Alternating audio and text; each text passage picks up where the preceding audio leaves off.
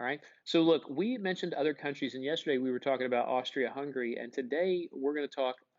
We got into Great Britain a little bit yesterday. Is that right? Yeah, we said that they had stable leadership under Queen Victoria. Okay, and that because they have such stable political environment, that allows them to do things that other countries can't focus on. Because we said, look, countries like France are going back and forth between a form of democracy and like a monarchy. And you remember Italy and Germany and Austria-Hungary were all nations that essentially combined together. They were unifying. But Great Britain had kind of been the big dog for quite some time. And we were talking about yesterday their naval power. That was the last thing we mentioned, right? All right. That Great Britain is the most powerful military in the world, and they needed a strong navy in particular to deal with threats to their empire. Because we looked at the map yesterday, and we said not only are the British Islands an island, but you have Africa, India, and all kinds of other continents. And you have to remember too, on that map, take a look at that map in Europe there. What is one ginormous colony of Great Britain that we hadn't even mentioned? I'll give you a hint. It's a whole continent unto itself. Australia. Okay. People forget that Australia started out as a British colony, and later on they were granted independence. But now even today, they still consider themselves part of the British Commonwealth, meaning that even though they have an Australian government, they still recognize the Queen as being their head of state. Okay, meaning like she's important to them. All right. So look, Queen Victoria, Great Britain, they've got a lot of stability. They have a lot of naval power. One thing we do want to mention about their naval power is that in the late 1800s, they come up with a new type of warship that's going to change everything. I wrote their name up on the board. Uh, it's called a dreadnought. Okay. That's a term that they applied to their ship. And they said, we have these new types of naval ships called dreadnoughts. All right. And I'm not trying to insult your intelligence or anything like that, but you probably don't know this. Up until the late 1800s, when they made naval ships, one of the key ingredients they wanted in a good naval ship was it needed to be fast. All right. Because they want to be able to outrun ships. If you get into danger in a bad spot, you want to be able to run away. Okay. But the dreadnought says, screw that. We're going to go with something different. And I know it sounds obvious, but the dreadnought said, we're going to put as many giant cannons on a big gun, or big guns on a ship, excuse me.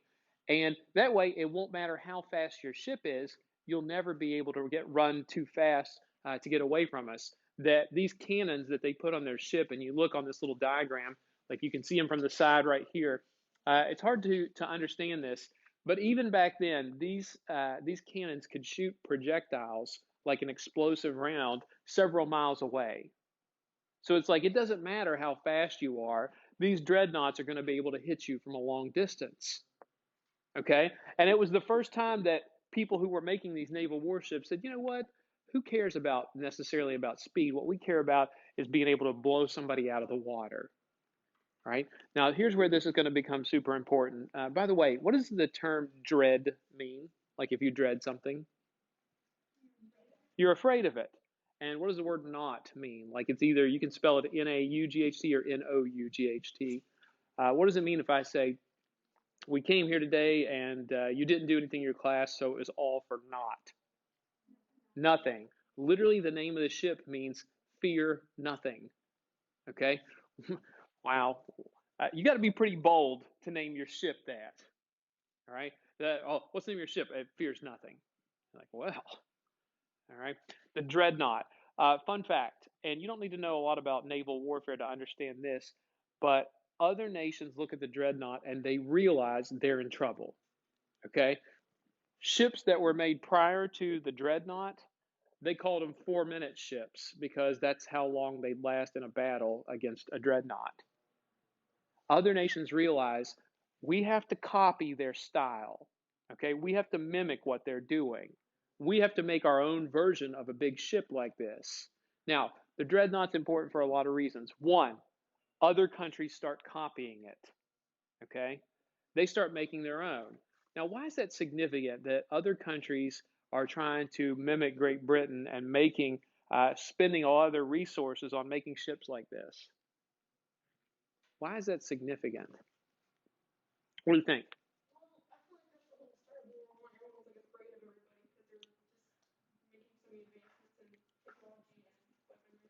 Okay, one of the things that's going to lead us to conflict is the fact that, remember, there was one of those isms we talked about where people have this strong sense of pride in their country. What is that? Nationalism. Okay? And remember, nationalism, when you start thinking your country's the best and you have superior ways of doing things, right? So when other countries see Great Britain with this type of ship, what do they realize about their own country? We're not that great, meaning that they know they need to do what? They've got to get up to par, and they start spending more time and energy and money on building up ships, okay? Because we have to prove how tough we are, right? Now, that's important, but also here's another reason why, too. If your country is spending money and time and resources on building up machines of war, what can it not spend money and resources and time on? Everything else. And what are the things that a country does for its people? What is it? Provide like what? Can you give me an example? You're right. What's the All right. So protection one, and also does the United States, for example, do we provide resources for people who can't always feed or clothe themselves? Yes, we do, and we think that's important. There are programs, social programs that we spend our money on too, or unemployment programs. And so they're like, hey, if you're spending all your time and money on this, where you're devoting to making machines of war, that's a real issue, okay? Because you can't focus on other things, all right? And now you've got not just Great Britain making these ships, but everybody's scrambling around to come up with their version of it, okay? Plus, if you want to colonize and you want to exploit other nations, you got to have the best material, all right? In Great Britain, we kind of alluded to this here. Great Britain has a strong sense of nationalism. They truly believe that they have superior ways to live than other nations, okay? And in the late 1800s, that's probably true. They probably are the strongest nation in terms of their military ability. They have one of the strongest economies. They're the envy of other nations, all right? And we had mentioned this too when we looked at our article on imperialism. They have more colonies than anybody else, okay? They had so many colonies at one point, and granted, they've been doing this for a long time. They had so many colonies in the world, they said that the sun never set on the British Empire because always the sun was shining on some piece of land that they owned. In particular, they had Africa, a big chunk of Africa, and India. Okay, so they're taking raw materials out of Africa and India, and they have more land, more territory than anybody else. Now, we talked about this.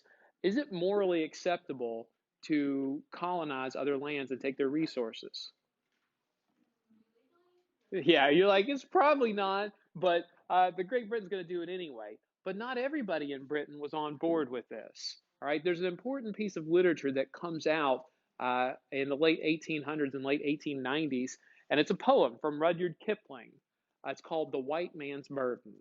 Okay, first of all, what's a burden? What is it if I say you have a burden? Something is bothering you. It's usually something, it's like a load that you have to carry, okay? And it's a burden, something that's weighing you down, okay? And he's saying that white people have a burden. There is a something that is carrying, or excuse me, that we have to carry, okay? We have a load that's weighing us down, all right? And that's what this poem's essentially going to be about. Now, do me a favor, if you don't already have your MacBook out, get your MacBook, and we're going to look at this poem and some interesting facts that go along with it. Oh, you're gonna like the White Man's Burden. Have you ever heard of No. You ever heard of Rudyard Kipling before? If you don't know Kipling, you ever familiar with the Jungle Book? Kipling wrote that too. He wrote an extraordinary amount of poetry. He's probably my second favorite poet. Okay, first probably Robert Frost. Robert Frost is he is GOAT. Especially he's probably the greatest American poet, at least in my opinion. And I'm not an expert by any means, but I'm going to roll with it. Go to your Schoology, and in your Schoology, there are going to be some files there for you. And let's see here. Go to Fifth Mod and open up the one that should say whitemansburden.pdf. Okay, that's government. That's not for you all. It'll be in your Friday folder. Here we go. The White Man's Burden. And let me get this. Download that. And disco. All right. So the white man's burden here, okay? If he's calling it the white man's burden, remember titles mean something. And in this instance, he says white people have some type of burden that they have to carry, okay? And you're going to notice something here. First of all, just looking at the every stanza of the poem, it all starts with the same line, the same first line. What's the first line? Take up the white man's burden, okay? And Rudyard Kipling, by the way, when he's writing poetry, what audience do you think he's writing to? White people. He's writing for Europeans and Americans who he thinks are civilized people. Because if you don't think that Africans and other places in the world are civilized, you're not. That's not your primary audience. All right. And he says, take up the white man's burden every single time, meaning that you have a responsibility, a burden to carry. Okay. And we're going to look at this here. All right. Take up the white man's burden. Send forth the best ye breed. Go bind your sons to exile to serve your captives' needs. To wait in heavy harness on fluttered folk and wild, your new caught sullen peoples, half devil and half child. Take up the white man's burden in patience to abide, to veil the threat of terror and check the show of pride. By open speech and simple and 100 times made plain, to seek another's profit and work another's gain. Take up the white man's burden, the savage wars of peace. Fill full the mouth of famine and bid the sickness cease. And when your goal is nearest, the end for others sought, watch sloth and heathen folly bring all your hope to naught. Take up the white man's burden, no iron rule of kings, but toil of serf and sweeper, and the tale of common things. The ports ye shall not enter, the roads ye shall not tread. Go, make them with your living, and mark them with your dead. Take up the white man's burden, and reap his old reward, the blame of those ye better, the hate of those ye guard. The cry of hosts ye humour, ah, slowly toward the light. Why brought ye us from bondage, our loved Egyptian night? Take up the white man's burden, ye dare not stoop to less, nor call too loud to freedom to cloak your weariness. By all ye will or whisper, by all ye leave or do, the silent sullen people shall weigh your God and you. Take up the white man's burden, have done with childish days, the lightly proffered laurel, the easy ungrudged praise, comes now to search your manhood through all the thankless years, cold edged with dear bought wisdom, the judgment of your peers. All right. Now that's a lot right there to think about. Now here's the first thing I want you to do. When we were going over this third mod, I kind of think I made a little bit of a mistake. So we'll try something different here. With your PDF, what I want you to do is go through this poem real fast and highlight any words that you're like, I'm not sure what they mean. Okay, because I'm going to bet that some of these you don't know what they mean. So take a minute and do that right now. Go through and remember, all you have to do, like if you're going to click on, like for example, something you might not know. Let's say you didn't know what like abide meant. Okay, remember you just click on it, and then if you just click highlight, boom, there you go. All right, so take a minute and do that right now. We want to make sure that we got all the terms prepared that or aware that you might not know. Okay, take a minute, identify all the wonderful words that you might not know. Heathen is one of my favorites. I like calling people a heathen. And this is very much like feels like a King James version of a poem.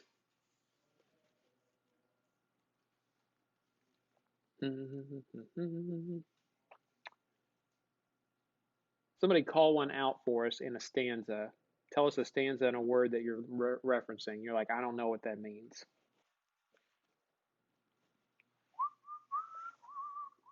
Call one out.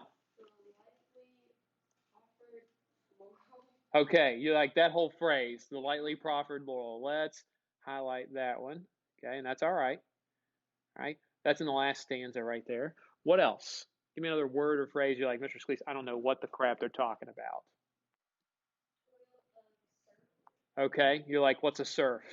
You're like, I thought it was what you do at the beach. That's SURF. Right, what else? If you don't know, then now's the time.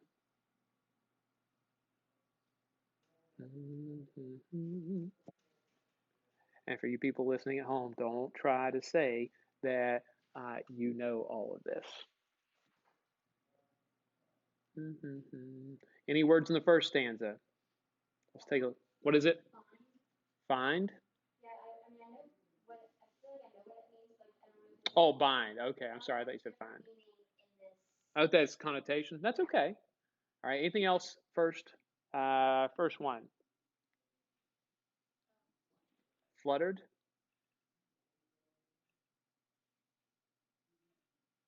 All right. Second stanza. Anything on that one? What is it?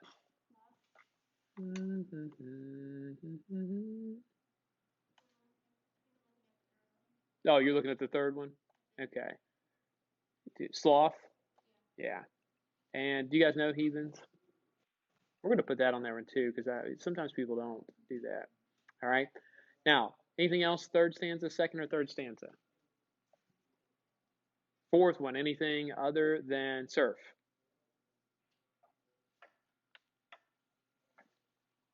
No? All right. Fifth one, here at the top on the right side. Let me ask you this. Do you see that quote right there in the last two lines of that stanza? Why brought ye us from bondage, our loved Egyptian knight? What the heck? Why? What do the Egyptians have anything to do with this? Do you know? Do you get that reference?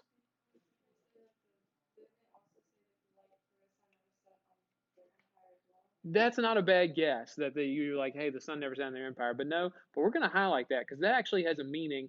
It's what we would call in politics, we'd call it a dog whistle. That only certain people would get that. Okay.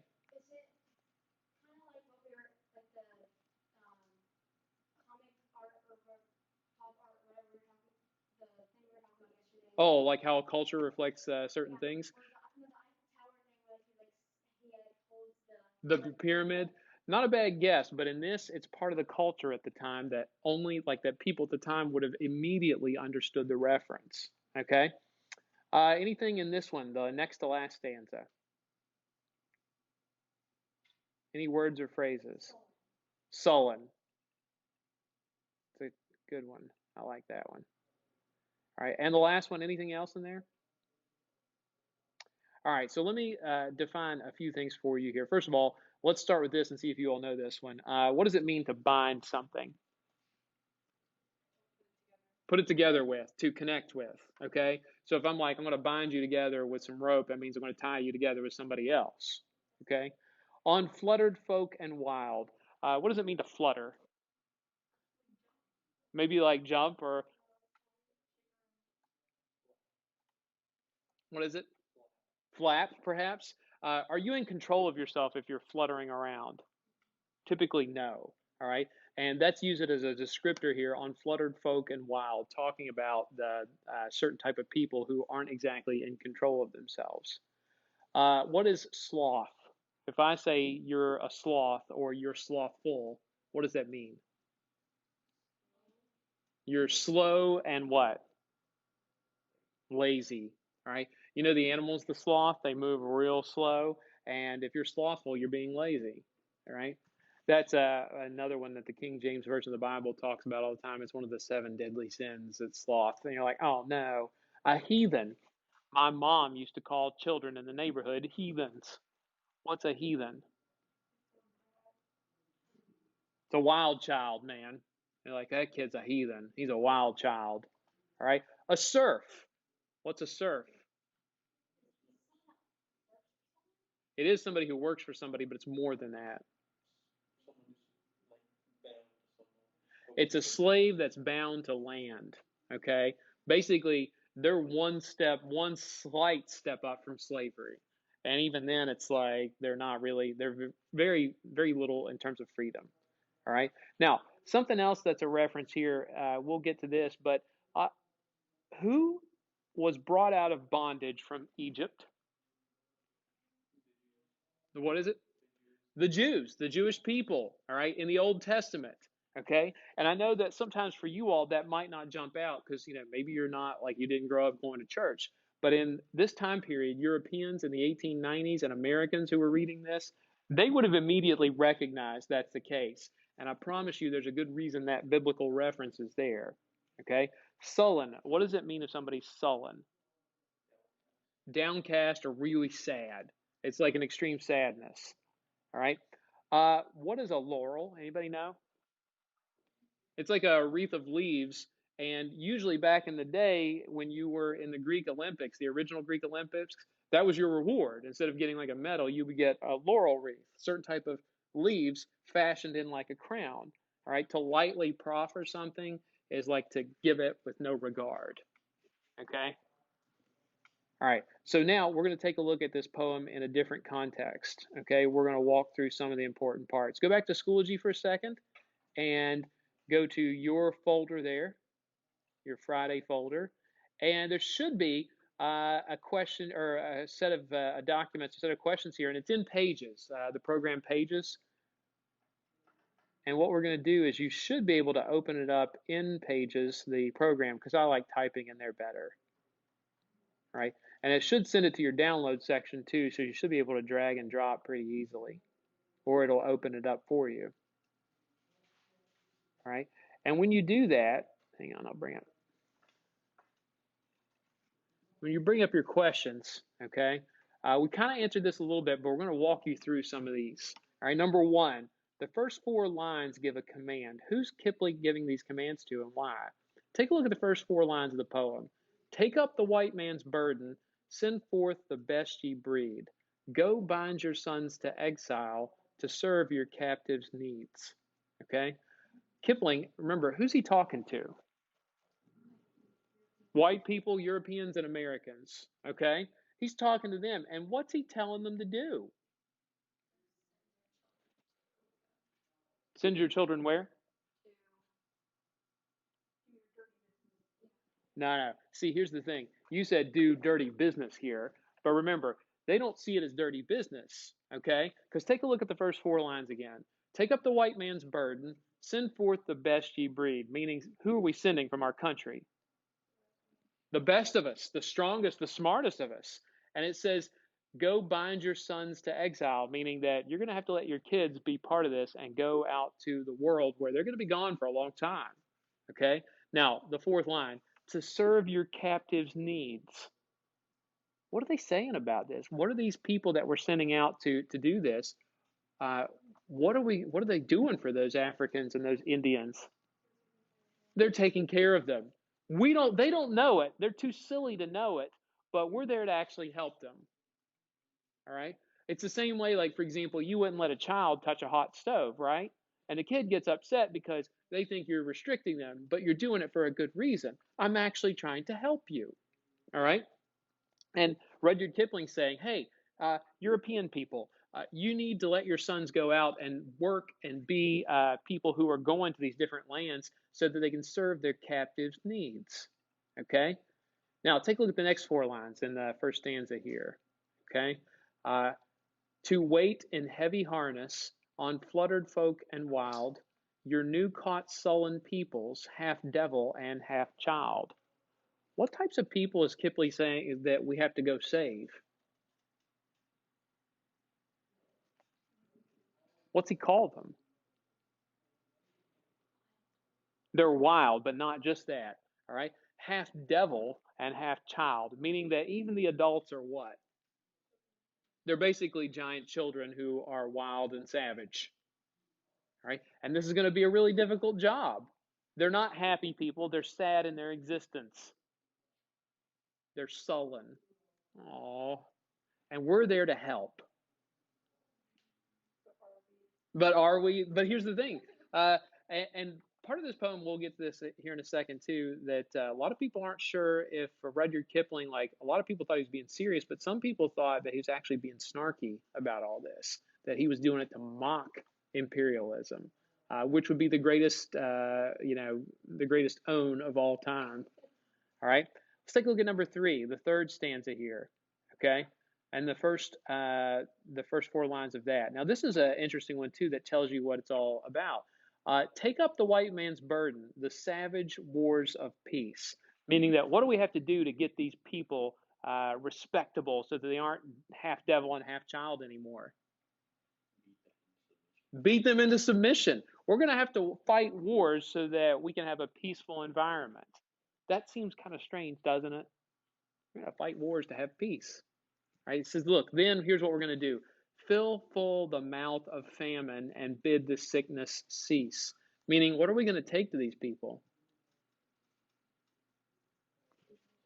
No. What are you doing if you fill full the mouth of famine? You're feeding them. Okay? You're feeding them. And then, what are we doing if we bid the sickness cease? How do you make sickness cease? What do you give these people? Medicine. Okay? Kipling saying, hey, what we're going to do is we're going to help these people, and we're going to make sure that their sickness ends and that they have plenty to eat. All right? And we're going to make it so they're not half devil and half child anymore. Oh my gosh. All right? Look at number 4 here. Same stanza. What struggle will the white man face when your goal is nearest? Let me ask you something. You ever thought you were close to finishing a job or completing a task, and then all of a sudden you realize it's going to take a lot longer than you anticipated? This for me, my mom and dad, they never get rid of stuff. And I cleaned out a bedroom and a closet, and just the closet itself, I filled up 9 bags of trash of stuff. And I was like, this is ridiculous. And I put everything back, and I was like, I'm not even done. I'm not even done. Not even close. Okay. Now, it says, when your goal is nearest, when you think that you've done it, that you've taken these savage people and civilized them, it says the end for others sought, meaning that you think you've got that end, right? Watch sloth and heathen folly. Watch these lazy and wild people folly. What does it mean to folly?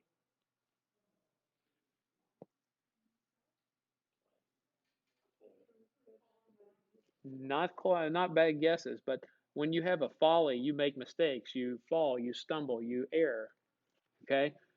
You think you're done, but these lazy, good for nothing savages will bring all your hope to naught. Meaning that what are these people going to do? They're going to be nothing. They're not going to do what you want them to do. You think it's close. It's kind of like with students. I think that by the time the end of the year rolls around, I will like, oh, these kids have learned something, and then somebody will be like, ask a ridiculous question. They're like, Mr. Scalise, what's nationalism? I'm like, oh gosh, okay, and I'm like, I am totally screwed. They'll disappoint you. They'll disappoint you. All right. Let's take a look at number 5 here. Okay, in the 4th stanza, the poem's referring to things that do and do not exist in lesser developed countries. Okay, what are some of these things, do you think? Now, take a look at this stanza right here, the one that says, take up the white man's burden, no iron rule of kings. What do you think he's saying exists or doesn't exist there? He mentions a couple of things.